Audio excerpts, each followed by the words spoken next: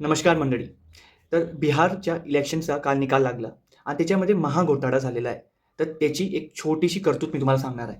तर करतूत अशी आहे, की 2 फेजमध्ये त्याचं इलेक्शन झालेलं होतं 2 दिवस. तर त्याच्यामध्ये 7,45,00,000 मतदान झालेलं आहे 2 फेजमध्ये. ओके. तर आता समजून घ्या, की बिहारच्या वोटर लिस्टमध्ये यादीमध्ये कुल मतदान संख्या किती वोटर्सची, ही आहे फक्त 7,42,00,000ची. पण इथे किती दाखवण्यात आलेले आहे? 7,45,42,000 समथिंग लोकांनी मतदान केलेले. तर हे वरतून 3,00,000 एक्स्ट्रा वोटर आले कुठून? हा पहिला प्रश्न पडतो.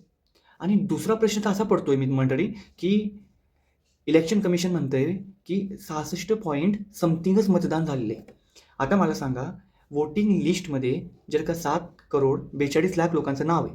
पण 7,45,00,000 पेक्षा अधिक लोकांनी मतदान केलेलं आहे. 3,00,000 लोकांनी जास्त मतदान केलेलं आहे. कोणाला केलं याच्याशी संबंध नाही आहे. एक्स्ट्रा आलेले.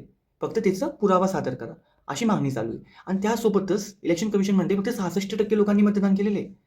आता वरचे जे काही 33% लोकं आहेत, ते कुठं गेले? म्हणजे 7,42,00,000चं पण मतदान नाही झालेलं आहे. त्याच्यातून पण कमी लोकांचं मतदान व्हायला पाहिजे होतं. पण याच्यामध्ये ते एक्स्ट्रा 3,00,000 लोकांचं आहे.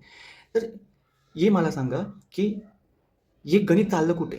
मग आपल्या महाराष्ट्रामध्ये काय झालं असेल? आपल्या महाराष्ट्राच्या इलेक्शनमध्ये किती घोटाळे झाले असतील? असे पण केसेस आलेले होते महाराष्ट्रामध्ये, की स्वतः उमेदवार उभा राहतो आणि त्याला 0 वोट येतात. का? तो स्वतःला पण मतदान करणार नाही का? त्याचे घरचे त्याला मतदान करणार नाही का? त्याची गल्लीतले लोकं मतदान नाही करणार का? मी नाही म्हणत की कोणी करणार नाही. तो स्वतः तर करेल स्वतःला. पण 0 मतदानसुद्धा आलेले आहेत महाराष्ट्रामध्ये. असे पण कॉन्स्टिट्युएन्सीमध्ये लोकं उभे होते आणि त्यांना झालेला होतं. पण तरीसुद्धा तुम्ही आणि आम्ही चूप होतो. पण आता मात्र नाही. कारण की हा घोटाळा आता थांबला पाहिजे. ही वोट चोरी थांबली पाहिजे. मी एका पक्षाला सपोर्ट नाही करत आहे, पण लोकतंत्राला सपोर्ट करतोय. कारण की लोकतंत्र जिवंत राहिलं ना, तरच आपण पुढच्या पिढीला काहीतरी देऊ. तर त्यासाठी आवाज उचला आणि ही व्हिडिओला जास्तीत जास्त शेअर करा लोकांपर्यंत, म्हणजे हा संदेश पोहोचेल माझ्या तमाम मित्रांना. तर धन्यवाद आणि मला लाईक, शेअर आणि सबस्क्राईब करा. Thank you. जय महाराष्ट्र.